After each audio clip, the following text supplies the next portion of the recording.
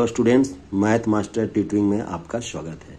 मैं semester 4 IP university का BTech के लिए प्रोबेबिलिटी स्टैटिस्टिक्स एंड एलपीपी का यूनिट 4 पार्ट कर रहा हूं। मैं दो पार्ट में कर चुका हूं। आज मैं सिंप्लेक्स मेथड का दूसरा पार्ट करने के लिए जा रहा हूं। ये पहला पार्ट ग्राफिकल का था, दूसरा सिंप्लेक्स का था और तीसरा पार्ट में भी मैं सिंप्लेक्स मेथड कर रहा हूं। ये इस तरीके से क्वेश्चन दिया हुआ है, क्वेश्चन आया हुआ भी है। ये solve the following LPP using simplex algorithm. चूंकि ये दो वेरिएबल का एक्स और वाई यहाँ पर वेरिएबल है, तो दो वेरिएबल का क्वेश्चन ग्राफिकल मेथड से भी किया जा सकता है इसका, लेकिन इसमें लिखा हुआ है कि एलपीपी यूजिंग सिंप्लेक्स एल्गोरिथम, यानी सिंप्लेक्स एल्गोरिथम से ही हम लोग को सोल्व करना है। तो इसमें मैक्स जेड है, -2x + 3y है, subject to the constant less than and equal to है, 2x - 3y less than and equal to 6 है। तो दोनों constants less than and equal to है, इसीलिए हम लोग इंट्रोड्यूस करेंगे स्लैक वेरिएबल। क्या लिखेंगे? इंट्रोड्यूस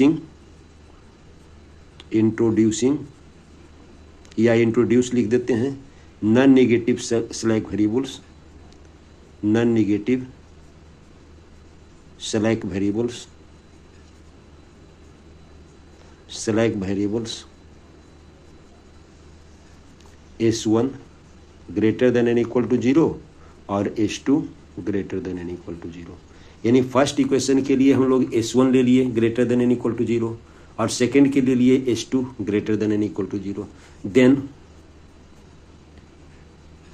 our LPP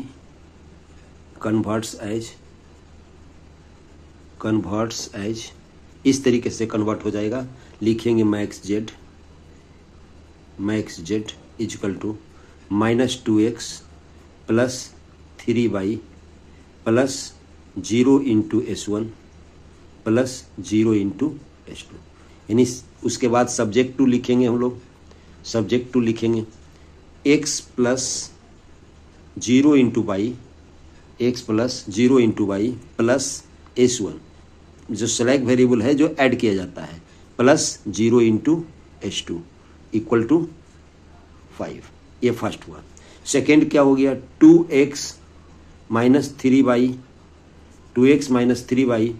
+ 0 × s1 लिखेंगे + s2 इक्वल टू हो गया आपका 6।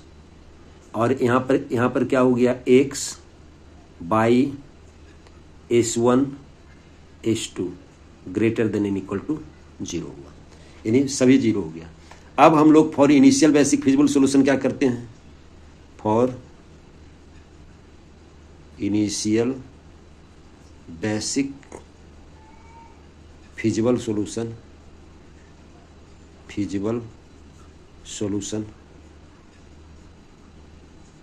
हम लोग इनिशियल बेसिक फिजिबल सॉल्यूशन के लिए x इक्वल टू 0 और y इक्वल टू हम लोग 0 रखेंगे। देयरफॉर क्या हो जाएगा? s1 इक्वल टू 5 हो जाएगा और s2 इक्वल टू हो जाएगा आपका 6 हो जाएगा। तो हम लोगों का एलपीपी का जो फर्स्ट सिंप्लेक्स टेबल क्या हो जाएगा? ये सिंप्लेक्स टेबल हो जाएगा आपका। सिंप्लेक्स टेबल हम लोग बनाते हैं। सिंप्लेक्स टेबल में इस तरीके से बनाएंगे। ये हुआ आपका,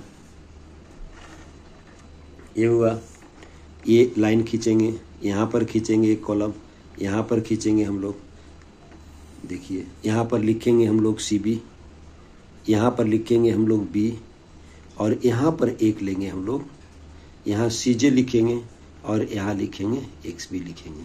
मेरा वेरिएबल क्या हुआ? आपका फिजिबल सॉल्यूशन क्या हो गया? लिखेंगे S1 और यहाँ पर लिखेंगे S2। देखिए इसका हम लोगों का ये लेंगे XB, तो ये लेंगे X, यहाँ पर लिखेंगे Y, यहाँ पर लिखेंगे S1, यहाँ पर लिखेंगे S2 और यहाँ पर लिखेंगे हम लोग मिनिमम रेशियो। मिनिमम रेशियो जब लिखाता है तो होता है XB डिवाइडेड बाई क्या आएगा? अभी जो इन करेगा हम लोगों का बेसिस में उसी को लिखेंगे। तो अब कॉस्ट की बात करते हैं। तो x का देखिए क्या है? यहाँ पर x का है -2, 3, x1 का 0 और 0। तो क्या लिखेंगे यहाँ पर? -2 यहाँ पर देखिए लिखेंगे, टेबल कैसे फिल करते हैं, यहाँ पर -2 लिखेंगे, यहाँ पर 3 लिखेंगे, यहाँ पर 0 लिखेंगे, यहाँ पर 0 लिखेंगे। और इसको हम लोग क्या लिखेंगे, S1 का हम लोगों का क्या आया बेसिक फिजिबल सोल्यूशन 5, तो ये लिखेंगे 5 सोल्यूशन, और S2 का आया है 6, और इनिशियल जो बेसिक कॉस्ट है आपका 0 और 0 है। देखिए 0 और 0 इनिशियल बेसिक कॉस्ट S1 और S2 का। अब यहाँ पर ये लिखेंगे 1 0 1 0, यानी 1 लिखेंगे, 0 लिखेंगे बाई का, और यहाँ पर 1 लिखेंगे, यहाँ पर 0 लिखेंगे। यहाँ पर देखिए क्या लिखेंगे 2 -3, यहाँ पर 2 लिखेंगे, -3 लिखेंगे, 0 लिखेंगे, और यहाँ पर 1 लिखेंगे। अब हम लोग इसको फाइंड आउट करते हैं ZJ फाइंड आउट के लिए क्या करते हैं हम लोग, this multiplied by this plus this multiplied by this, यानी 0 multiplied by 1 plus 0 multiplied by 2। Initial में सभी 0 0 आएंगे, इनिशियल में सभी का वैल्यू 0 0 आएगा। उसके बाद निकालते हैं हम लोग नेट इवैल्यूएशन। नेट इवैल्यूएशन में क्या हम लोग लिखेंगे, नेट इवैल्यूएशन होता है ZJ minus CJ, ZJ minus CJ, 0 -2 plus 2 आ जाएगा, फिर 0 -3 आ जाएगा, 0 -0 0 आ जाएगा, और 0 आ जाएगा। ओके स्टूडेंट्स, इसमें हम लोग क्या लेते हैं, मोस्ट निगेटिव लेते हैं जो इन करता है। यहाँ पर हम लोग मोस्ट निगेटिव, यहाँ पर most negative ZJ minus CJ है आपका -3, तो -3 को इसमें इन करना चाहिए। -3 यहाँ पर इंटर द बेसिस होगा, बेसिस में इंटर करेगा, लेकिन चूंकि इससे रिलेटेड, यानी बाई जब इंटर्स करेगा बेसिस में, तो इससे रिलेटेड जो एलिमेंट है आपका मैंने बाई कॉलम में, मैंने इस कॉलम में 0 है या तो निगेटिव है, तो हम लोगों का ये इंटर नहीं करेगा। तो हम लोग क्या लिखेंगे, here most negative net evaluation B -3, यहाँ पर इस तरीके से लिखेंगे। ये अनबाउंडेड सोल्यूशन, अगर ऐसा किसी हो, ये -3 हो, ये माइनस हो, ये माइनस हो, और यहाँ पर ये माइनस हो, ये माइनस हो, और ये माइनस हो या 0 हो, तो हम लोगों का ऐसा सोल्यूशन अनबाउंडेड कहलाता है। तो हम लोग लिखेंगे कैसे, देखिए इस तरीके से, unbounded solution that means no solution की बात करिएगा। लिखेंगे here most negative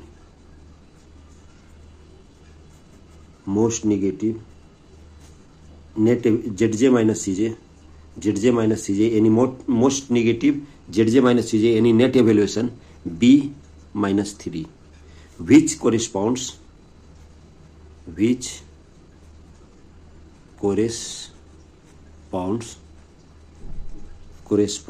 to variable y के कोरिस्पॉन्ड्स है ये बाई कॉलम का। So that y enters the basis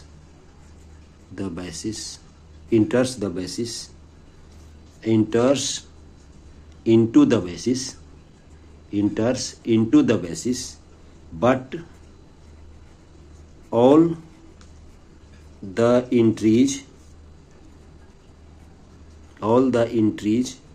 of by column, ये लिखना पड़ेगा, are negative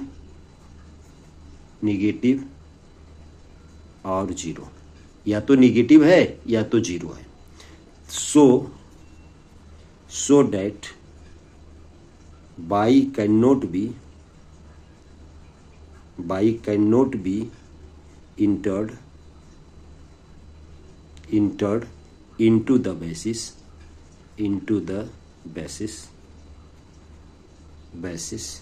hence the solution is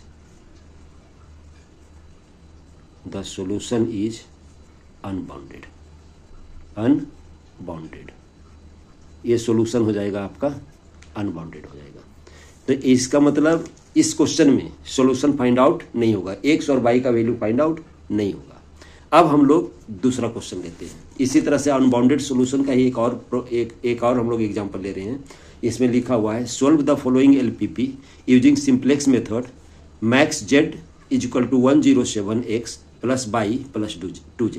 subject to the constants दिया हुआ 14x plus y minus 6z plus 3t equal to 7। यहाँ पर इक्वल टू है और दो कॉन्स्टेंट्स में हम लोग less than and equal to है, तो दो में तो हम लोग सेलेक्ट वेरिएबल ले लेंगे, लेकिन फर्स्ट कॉन्स्टेंट में हम लोग क्या करेंगे, ये देखिए x बाई जेड 3 वेरिएबल है यहाँ पर, लेकिन ये चौथा एक दिया हुआ है t, इसका मतलब जो t है आपका यहाँ पर सेलेक्ट वेरिएबल्स है।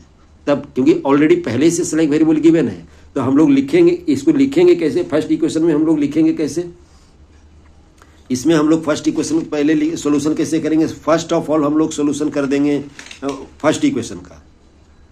देखिए इसमें क्या करेंगे, नाउ सॉल्यूशन में करेंगे हम लोग 3 से डिवाइड कर देते हैं, फर्स्ट इक्वेशन को 3 से डिवाइड कर देते हैं, तो क्या हो जाएगा, पहले ऐसे लिखते हैं max z equal to 107 x plus y plus 2z plus t plus, यहाँ पर प्लस t लिख रहे हैं, t नहीं 0 इंटू टी लिखते हैं, 0 इंटू टी लिखते हैं, प्लस 0 इंटू s1 और प्लस 0 इंटू s2। यहाँ पर इसके लिए हम लोग s1 greater than and equal to slack variable use किए हैं और इसके लिए s2 greater than and equal to slack variable ने दो सेलेक्ट वेरिएबल हम लोग सपोज किए हैं, लेकिन सेकेंड और थर्ड कंस्टेंट्स के लिए लिए हैं। तो मेरा आवर जो LPP है जो कन्वर्ट्स हो जाएगा आपका मैक्स जेड हो जाएगा और इतना हो जाएगा। सब्जेक्ट टू क्या हो जाएगा इसमें, देखिए सब्जेक्ट टू फर्स्ट को 3 से डिवाइड करेंगे हम लोग, तो 3 से डिवाइड करेंगे तो क्या हो जाएगा 14/3x प्लस 1/3 माइनस 3 से डिवाइड करेंगे तो 2z हो जाएगा प्लस t हो जाएगा, t यहाँ पर सेलेक्ट वेरिएबल्स है इक्वल टू 7/3 हो जाएगा। और सेकेंड क्या हो जाएगा, इसमें सेलेक्ट वेरिएबल यूज करेंगे तो हम लोग हो जाएगा 16x plus 0.5 by minus 6z, इसमें सेलेक्ट वेरिएबल हम लोग s1 यूज कर रहे हैं तो हो जाएगा 5, और इसमें सेलेक्ट वेरिएबल यूज कर रहे हैं 3x minus by minus Z, और इसमें सेलेक्ट वेरिएबल यूज कर रहे हैं हम लोग s2 इक्वल टू हो जाएगा आपका 0। इस तरीके से हुआ। अगर हम लोग इनिशियल बेसिक फिजिबल सॉल्यूशन की बात करते हैं, here initial basic for initial basic feasible solution, initial basic feasible solution, initial basic feasible solution के लिए x इक्वल टू 0 लेना पड़ेगा, y इज इक्वल टू 0 लेना पड़ेगा और z इज इक्वल टू 0 लेना पड़ेगा।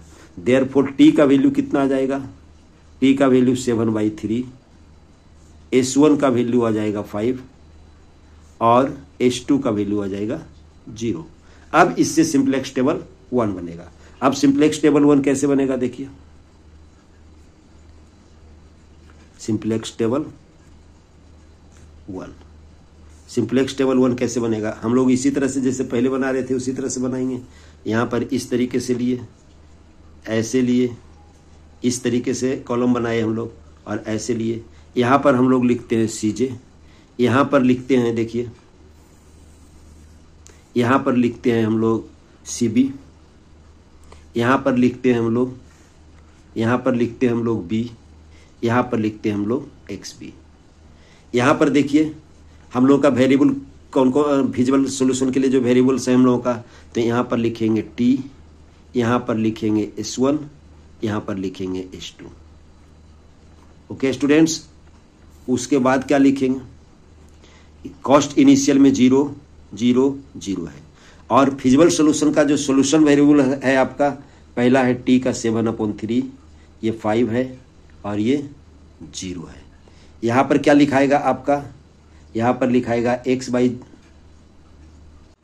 देखिए यहाँ पर लिखाएगा x by Z t s1 s2, ये लिखाएगा। यहाँ पर क्या लिखेंगे, मिनिमम रेशियो में क्या लिखाएगा हम लोग का, xb डिवाइडेड बाई क्या होगा, वो जो इंटर्स करेगा वो हम लोग लिखेंगे। अब यहाँ पर जो कॉस्ट की जो बात कर रहे हैं तो लिखाएगा 107 y का 1, देखिए यहाँ पर 107 है, y का कोफिशिएंट 1 है, z का कोफिशिएंट 2 है, तो 1 लिखाएगा, यहाँ पर कोफिशिएंट 2 है 2 लिखाएगा, यहाँ पर 0, यहाँ पर 0, यहाँ पर 0। और ये जो मैट्रिक्स भरेगा तो क्या हो जाएगा, 14x का 14/3 है, 14/3 लिख रहे हैं, ये 1/y का 1/3 लिख रहे हैं, ये -2 लिख रहे हैं, और t का 1 लिख रहे हैं, बाकी ये दोनों 0 0 है।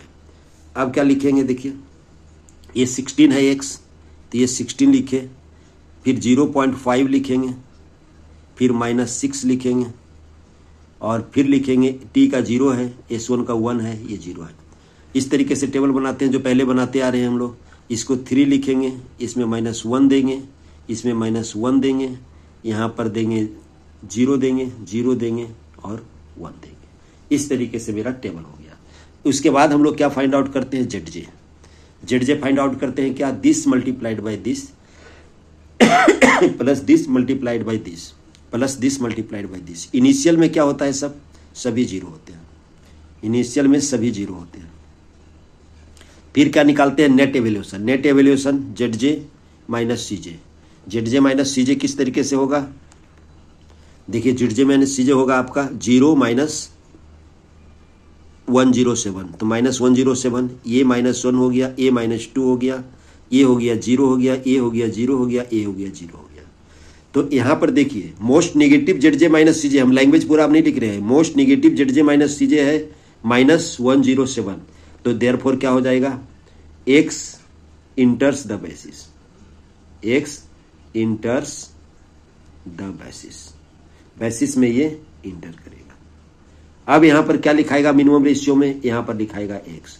जब यहां पर x लिखाएगा तो 7/3 डिवाइडेड बाई 14/3 करेंगे, 7/3 डिवाइडेड बाई 14/3, तो लिखेंगे इसका मतलब ये हाफ होगा। और उसके बाद कहेंगे 5 डिवाइडेड बाई 16, तो ये 5 डिवाइडेड बाई 16 होगा। और ये क्या होगा, 0 डिवाइडेड बाई 3 0 होगा। यहां पर देखिए मिनिमम रेशियो क्या है, इसमें मिनिमम रेशियो है 0।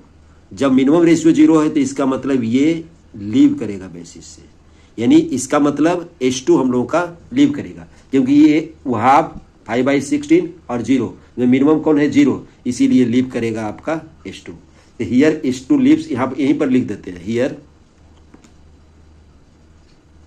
H2 leaves the basis, leaves the basis. जब H2 लीव्स द बेसिस होगा तो यहां पर 3 क्या होगा आपका, यहां पर 3 होगा, जो इंटरसेक्शन पॉइंट होता है 3 होगा। पिवोट एलिमेंट कहते हैं या तो लीडिंग एलिमेंट कहते हैं, तो क्या लिखेंगे, 3 इज लीडिंग एलिमेंट, 3 को हम लोग कहेंगे लीडिंग एलिमेंट। और उसके बाद क्या प्रोसेस इसका है, लीडिंग एलिमेंट जब फाइंड आउट हो गया तो लीडिंग एलिमेंट को हम लोग यूनिटी करते हैं और उसके कोरिस्पॉन्डिंग कॉलम का ऑल एलिमेंट्स को 0 करते हैं। तो किसके हेल्प से, लीडिंग एलिमेंट के हेल्प से। तो हम लोग का क्या हो गया, ये लीडिंग एलिमेंट 3 हो गया, तो 3 को हम लोग यूनिटी करेंगे। इसके लिए हम लोग दूसरा सिंप्लेक्स टेबल बनाएंगे। इसके लिए हम लोग को लिखना पड़ेगा ऑपरेशन, और ऑपरेशन लिखने के बाद हम लोगों को दूसरा टेबल बनाना पड़ेगा। दूसरा टेबल हम लोग किस तरीके से पहले बना लेते हैं कि क्या क्या इसमें चेंजिंग होगा।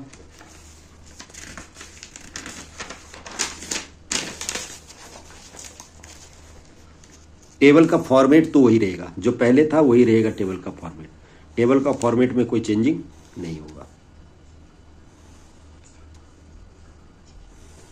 यहां पर CJ लिखते हैं, वही चीज लिख रहे हैं। यहां पर CB लिखते हैं, यहां पर B लिखते हैं, यहां पर XB लिखते हैं, यहां पर देखिए X लिखते हैं, Y लिखते हैं, Z लिखते हैं, T लिखते हैं, S1 लिखते हैं और S2 लिखते हैं। इतना तो लिखाएगा ये। यहां पर लिखते हैं मिनिमम रेशियो, मिनिमम रेशियो भी वही लिखाएगा, XB डिवाइडेड बाई। और अब यहां पर क्या लिखाएगा देखिए, और क्या, और टेबल हम लोग फुलफिल कर लेते हैं कहां कहां पर चेंजिंग होगा हम लोगों का। यहां पर था आपका x इंटर्स द बेसिस। जब x इंटर्स द बेसिस कर रहा था और H2 लीव्स द बेसिस, तो जहां पर H2 था वहां पर लिखाएगा आपका x, बाकी में कोई चेंजिंग नहीं होगा। बाकी में देखिए क्या था, देखिए चेंजिंग कहाँ होगा, चेंजिंग यहाँ से शुरू करेंगे। x इंटर्स द बेसिस है, x इंटर्स बेसिस का है तो S2 लिप्स द है तो S2 के जगह पर हम लोग x लिखेंगे। पहले एक रो हम लोग पूरा कर लेते हैं, तो यहाँ पर लिख रहे हैं x, और यहाँ का इसका जो कॉस्ट होगा आपका, इसका जो कॉस्ट जब x लिखाएगा, इसका कॉस्ट है 107, तो ये लिखाएगा 107, यानी इस तरीके से चेंजिंग होगा। देखिए आप इसमें x लिख दिए, x का कॉस्ट है 107, इसमें कोई चेंजिंग नहीं है, 1 है, 2 है, 0 है, 0 है, 0 है, कोई चेंजिंग नहीं है। x का कॉस्ट कितना होगा, बेसिक कॉस्ट 107, और इसमें आपका बाकी में कोई चेंजिंग नहीं होगा, ये t ही रहेगा और ये रहेगा आपका S1 रहेगा, और इसका भी कॉस्ट 0 और 0 है। चेंजिंग अब कहाँ होगा, देखिए इसका जो x भी है सोल्यूशन वेरिएबल्स है, इसमें चेंजिंग यहाँ पर पहले लिख देते हैं। ये यहाँ पर देखिए हम लोगों को इसको यूनिटी करना है, इसको यूनिटी करना है। जब इसको 3 को यूनिटी करना है हम लोगों को, तो क्या करेंगे, 3 से डिवाइड करेंगे, नहीं ऑपरेशन लिखेंगे R3 डिवाइडेड बाई 3, तो ऑपरेशन हम लोग लिख रहे हैं।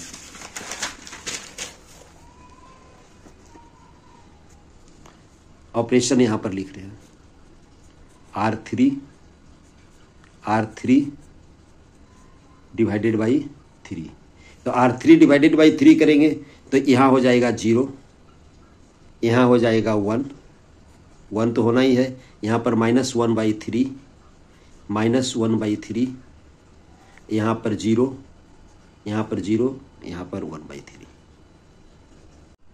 अब देखिए क्या करेंगे, इसको एक ऑपरेशन तो लिखे, दूसरा ऑपरेशन कैसे लिखना है, देखिए यहाँ पर दूसरा ऑपरेशन लिखना है, इसको 0 करना है और इसको 0 करना है। किसके हेल्प से, पिवोट एलिमेंट जो है यानी लीडिंग एलिमेंट है 3 के हेल्प से। तो 3 को हम लोग ऑलरेडी 1 कर चुके हैं, तो इसका ऑपरेशन हम लोग क्या लिखेंगे, इसका जो ऑपरेशन लिखेंगे हम लोग लिखेंगे इसका R1 new equal to R1 old minus 14/3 R3 new, हम लोग इधर लिखते हैं, यहां पर इस तरीके से लिखते हैं। ऑपरेशन क्या है, R1 न्यू लिखे हैं, R1 ओल्ड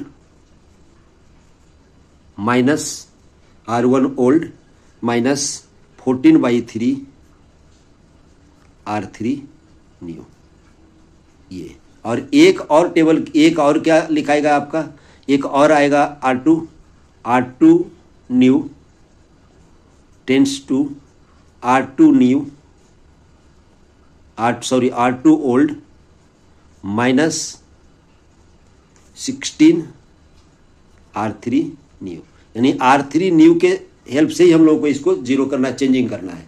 तो देखिए ये क्या हो गया, अब सबसे पहला चेंजिंग क्या हो गया आपका, हम लोग यही ऑपरेशन यूज करेंगे तो आपका टेबल इस तरीके से बनेगा। यहाँ पर हो जाएगा, देखिए पहला में यहाँ पर कोई कैलकुलेशन आप अपने से कर लेंगे, 7/3 होगा, ये 0 होगा, ये 17/9 होगा, और ये -4/3 होगा, और ये 1 होगा, और ये 0 होगा, ये -14/9 होगा। जब यहाँ पर कैलकुलेशन करेंगे तो इस तरीके से होगा, क्योंकि कैलकुलेशन इसके अनुसार करना है हम लोग को। यहाँ पर लेना है R1 जो न्यू हुआ आपका, R1 जो न्यू हुआ, R3 जो न्यू हुआ, ये वाला कॉलम होगा जो हम लोग उधर लिखे थे। और जब ऑपरेशन उस तरीके से लगाएंगे हम लोग, R3 यहाँ पर लिखेंगे R1 न्यू, R1 ओल्ड हम लोग 14/3 लेंगे, माइनस R3 न्यू हम लोग लेंगे 1, तो इसका जो कैलकुलेशन करेंगे यहाँ पर जो आएगा वही हम लिखे हैं। यहाँ पर कैलकुलेशन थोड़ा अपने से करना पड़ेगा तभी होगा।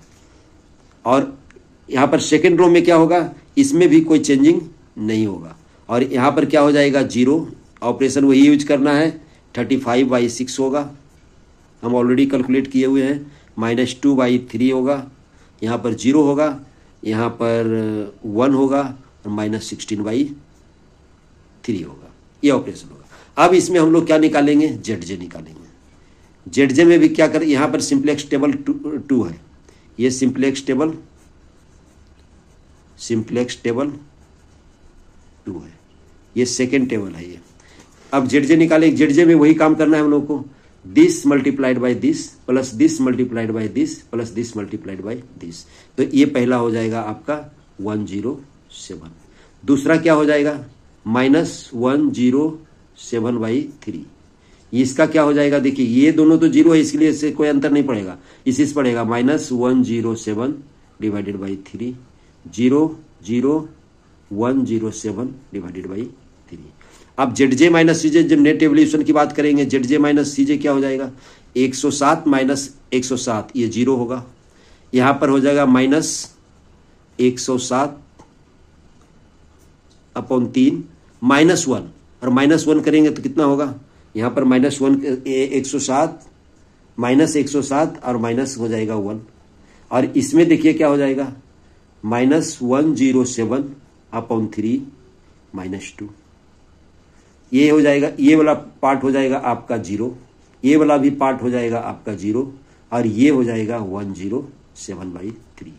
हम लोगों को क्या करना है, इसमें मोस्ट निगेटिव लेना है। मोस्ट निगेटिव कौन है, हियर मोस्ट निगेटिव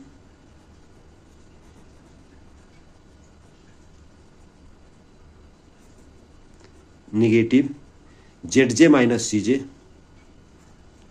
इज -107/3 -2। ये है, ये वाला टर्म है, ये टर्म आपका मोस्ट नेगेटिव है। इसका मतलब इसको इंटर्स करना चाहिए, देयरफॉर ये इसके कोरिस्पॉन्डिंग है। देखिए therefore Z इंटर्स the basis, basis में इंटर करना चाहिए, इसलिए क्योंकि -107/3 -2 मोस्ट नेगेटिव है, तो इसको इंटर्स करना चाहिए जेड को। लेकिन यहां पर देखिए enters the basis, but all entries of column Z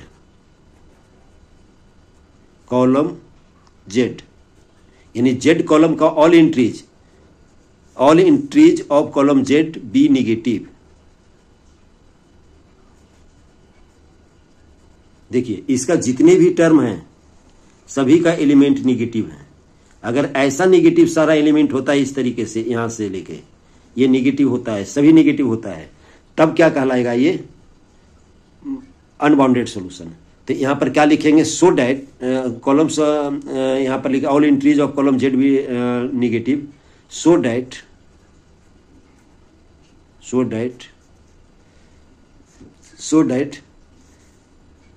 Z is not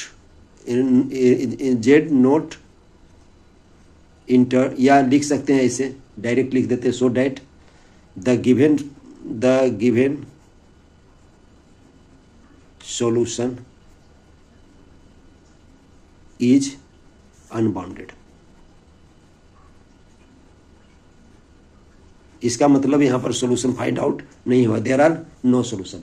यहां पर हम लोग लिखते अनबाउंडेड है तो कोई सॉल्यूशन नहीं होगा। जहां पर आप देखेंगे ये निगेटिव, ये निगेटिव, ये निगेटिव, तीनों निगेटिव है, और इसका नेट एवेल्यूएशन भी अगर निगेटिव है तो यहां पर हम लोगों का अनबाउंडेड सॉल्यूशन है। ये भी अनबाउंडेड सॉल्यूशन का क्वेश्चन हुआ। हम अनबाउंडेड सॉल्यूशन का 2 क्वेश्चन दिए हैं। ओके स्टूडेंट्स, अब नेक्स्ट क्वेश्चन हम लोग नेक्स्ट वीडियो में करते हैं।